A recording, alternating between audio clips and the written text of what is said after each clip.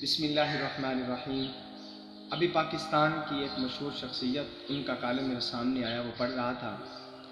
لاہور کی رہائشی ایک لڑکی والدین سے چوڑیوں اور کپڑوں کے پیسے نہ ملنے پر اس نے گندم میں رکھے جانے والے زہر کی گولی وہ کھا لی۔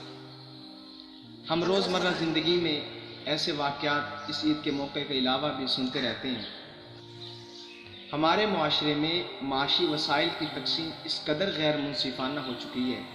ایک طرف امیر ان کے کتے بلیاں بھی میوہ جات کھا رہی ہیں، اور ایک طرف غریب ہے بیچارہ، وہ غربت کی چکی میں پستا چلا جا رہا ہے۔ ان کے بچوں کو چھوٹی موٹی خوشیاں بھی میسر نہیں ہیں۔ اللہ تبارک و تعالیٰ نے جن کو مال و دولت کی نعمت سے نوازا ہے، وہ اپنے ارد گرد معاشرے میں مستحقین کا خیال رکھیں، جائزہ لیں، غریب یتیم مسکین بچوں تک اپنا مال پہنچائیں۔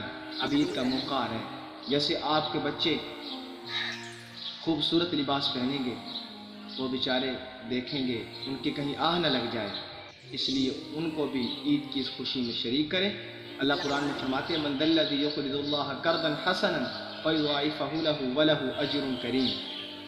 اللہ تبارک و تعالیٰ کی راہ میں جو اپنا مال خرچ کرتے ہیں، مال لگاتے ہیں، اللہ تبارک و تعالیٰ ان کو بہت بڑا اجر عطا فرماتے ہیں، اور اللہ ان کے مال کو دگنا کر دیتے ہیں۔